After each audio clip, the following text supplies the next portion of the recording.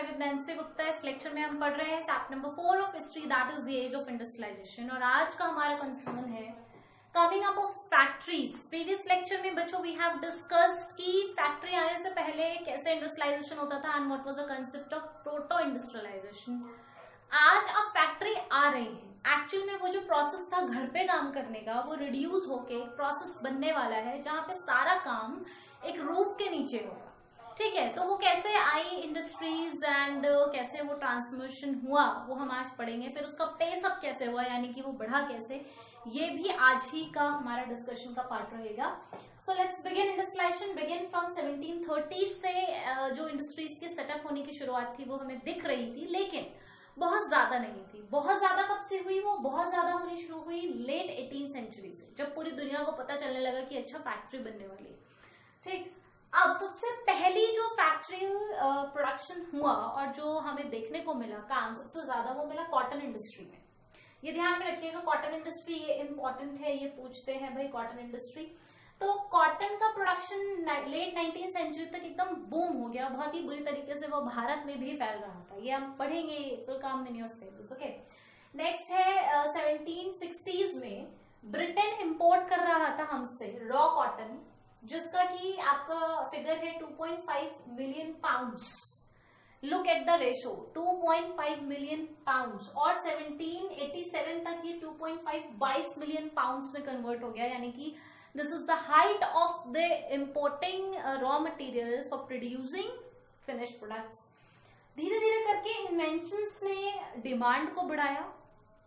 यही डिमांड बाकी कंट्रीज में भी बढ़ने लगी, क्योंकि टेक्नोलॉजी आ गई थी। पहले जो काम आप हाथ से कर रहे थे, वीविंग का, ठीक है, स्पिंडलिंग का, उसके बाद फिर रोलिंग का, उसके बाद आपका कार्डिंग, ट्विस्टिंग, ये सारे काम हाथ से हो रहे थे। तो हाथ से होने में टाइम लगता है, देर होती है, तो इतना ज्यादा डिमांड नहीं था।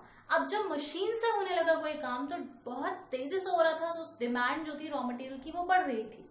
तो this was only mention here कि एनहांस्ड मशीन आ गई, मशीन से डिमांड बढ़ गई, कार्डिंग, ट्विस्टिंग, स्पिनिंग, रोलिंग्स की मशीन्स आ गई मार्केट में, और साथ ही में एनहांस हो गया आउटपुट पर वर्कर। यानी कि अब एक वर्कर का आउटपुट बहुत ज्यादा बढ़ गया, क्योंकि वो मशीन से काम कर रहा था।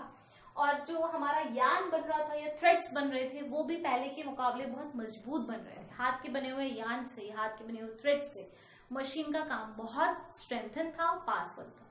ओके, अब पहली मिल, मशीन आ गई, मशीन हमें दिख गई, सब लोग अपनी अपनी अभी तक मशीन इस्तेमाल कर रहे हैं। लेकिन ऐसा कंसेप्ट जहां पे सारी मशीन एक जगह हो और सारे लोग अपने अपने घर छोड़कर उस जगह आए जहां मशीन है और वहां काम करें, this setup was the mill setup. और ये पहला सेटअप देखा गया, रिचर्ड आर्कराइट ने कॉटन मिल लगाई थी, और सारा प्रोडक्शन एक ही रूफ के नीचे हो रहा था। इसमें इसके फायदे ये पूछा जाता है कि उसके फायदे क्या थे। सुपरविजन बढ़ गया, काम पर नजर बढ़ गई। अगर कहीं पे कोई फॉल्ट है फौरन पकड़ के उसे वहीं ठीक करवा दिया, तो टाइम भी बचेगा, पैसा भी बचेगा।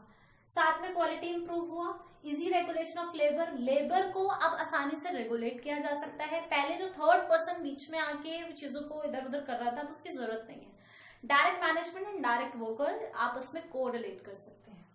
तो अर्ली 19th सेंचुरी से मिल सेटअप होनी शुरू हुई और विजिबल होनी शुरू हुई, नौकरियां मिलनी शुरू हुई वर्कर्स को। अब वो घर में काम नहीं कर रहे थे, बल्कि इंडस्ट्री आके काम कर रहे थे। पावर ऑफ न्यू टेक्नोलॉजी, ये वो एरा है जहां पर हम फैक्ट्रीज के आने के साथ टेक्नोलॉजी की पावर को जज कर पा रहे थे और एक डिफरेंस देख पा रहे थे। अभी हम इसका पेस अप देखेंगे। ये तो आपने देखा ना, सेटअप देखा है, अभी अभी आई है मार्केट में। अब ये मार्केट में आने के बाद क्या क्या चेंजेस, कितना पेस लाने वाली है, let's have a look. Pace of industrial change, यानी कि किस स्पीड से हमें ये जो इंडस्ट्रियलाइजेशन हमने देखा और पढ़ा, ये बदलता हुआ नजर आया।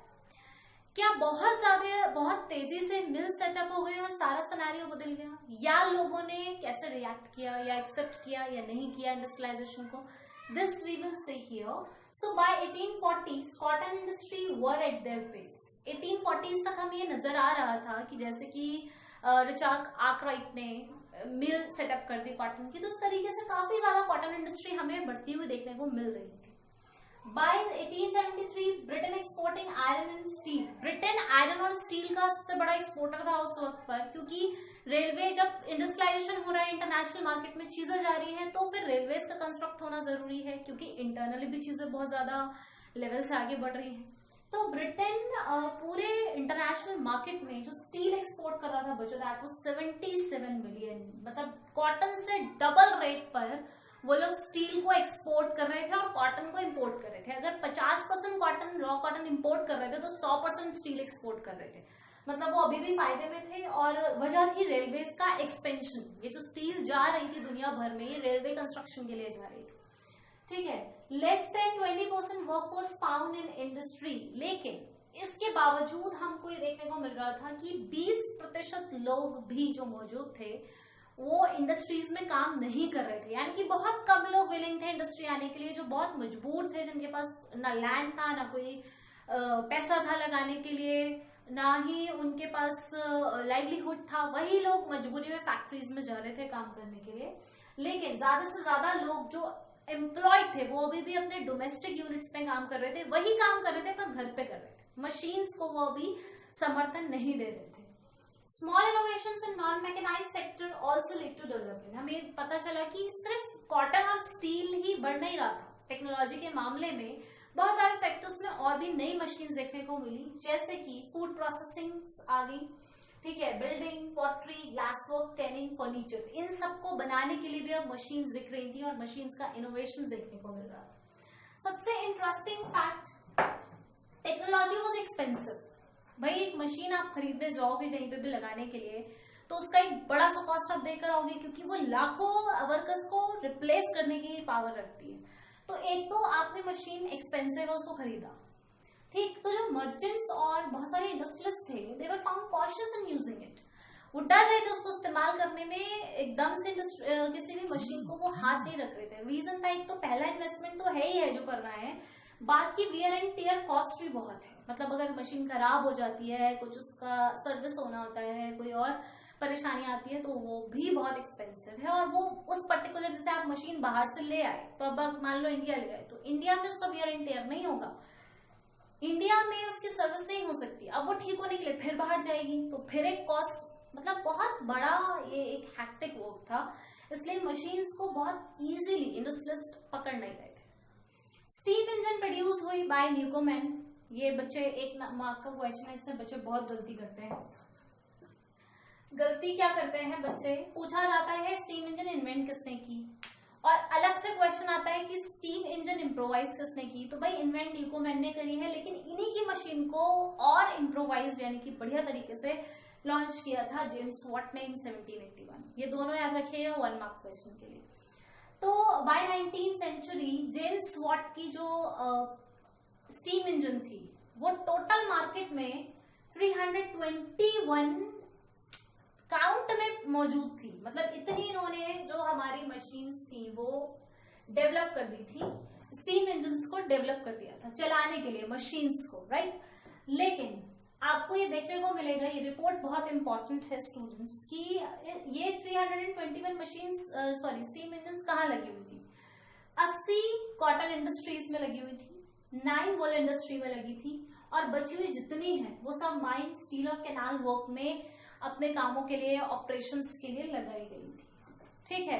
ये फैक्ट्स एंड फिगर्स है कि कहाँ कहाँ लगी हुई थी। बच्चों जो हिस्टोरियंस की रिपोर्ट कहती है, सारी बातें पढ़ने के बाद, सारे फैक्ट्स और फिगर्स देखने के बाद, हिस्टोरियंस का बिलीव था कि जो मार्केट चल रहा था ना, वो अभी भी वो मशीन्स के भरोसे नहीं चल रहा था, इंडस्ट्रियलाइजेशन मशीन के भरोसे नहीं था, वो अभी भी उस वर्कफोर्स के भरोसे था, जो लेबर थी, जो आर्टिशंस थी, जो घर पे काम कर रही थी, क्योंकि वर्कफोर्स मशीन्स को एक्सेप्ट नहीं कर रही थी। उन्हें डर था कि अगर मशीन आ गई तो उनका काम चला जाएगा, नौकरी चली जाएगी और उनका लाइवलीहुड डिस्टर्ब हो जाएगा।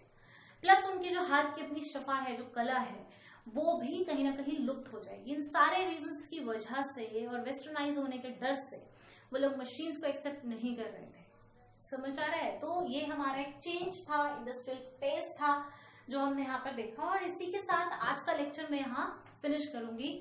नए लेक्चर में आएंगे एक नए कॉन्सेप्ट के साथ। Stay tuned. यहाँ तक अगर कोई भी दिक्कत हो तो पूछना मत भूलिएगा कमेंट सेक्शन में। Stay healthy, bye bye.